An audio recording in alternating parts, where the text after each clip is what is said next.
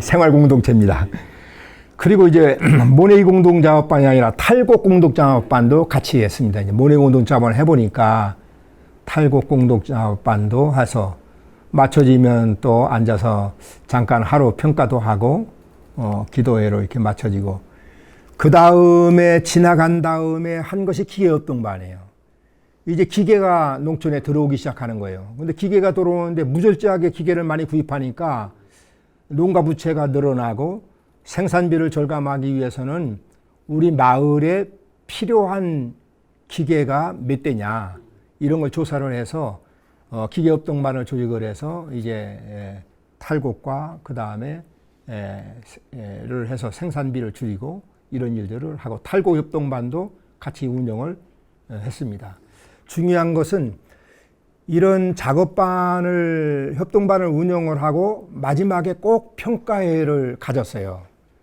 뭐 기도원에 가기도 하고 수련회 가기도 하고 가지면서 평가회를 가져서 보니까 모네이 공동작업반의 작업일지를 쭉 썼는데 30명이, 예를 들어 30명이 일을 했다고 한다면 월요일 날은 작업률이 쫙 올라가는 거예요.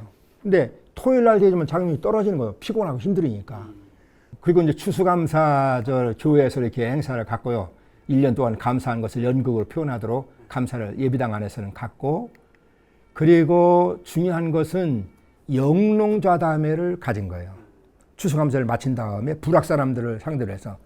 그래서 전국에서 비닐하우스 성공 사례 발표, 전국에서 그 다음에 오이 농사 성공 사례 발표, 그리고 토마토 농사 성공 사례 발표, 이런 걸 해서 불악 방송으로다가 이제 영농자담회 한다고 이제 그다음 방송을 하고, 그리고 두 번째는 농촌진흥원이나 충북대 농대 교수들을 그 다음에 얘기해가지고 우리 지역에서 생산되어질 수 있는 특산물이 뭘까, 이런 것들을 좀 강의하도록 하고, 다음에 한 것이 영농기술이 모자라서 못 사는 게 아니지 않냐.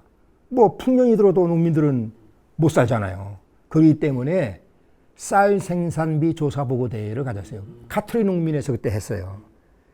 그런데 이 영농자담회를 오니까 부흥회로 놓고서는 오라고 해도 한 명도 안 오던 불악 사람들이 영농자담회에 앉을 자리가 없이 예배당에 가득 차는 거예요. 다 앉을 자리 없이 가득 차가지고 영농자담회에 2박 3일 동안 참여를 하는데, 그래서 뭐 성공 사례 발표 이것도 듣고, 그리고 쌀 생산비 보고 대회를 가지니까 이거 우리가 적자 농사 짓는구나. 땅 한 평에 그 다음에 생산비 얼마, 이런 것을 계산하는 농민이 어디 있어요? 농민들은 다 공산품은 다 원가 계산해서 이게 가격이 정해지지만, 농민들은 무조건 농사 져가지고 정부가 수매가 정하면 수매에 하잖아요. 그러니까 적자 농사인지도 모르고 농사를 졌는데, 이 보고대회를 참여해보니까 농민들의 의식이 깨지는 거예요. 우리가 적자 농사를 짓는구나. 제값을 받지 못하는구나.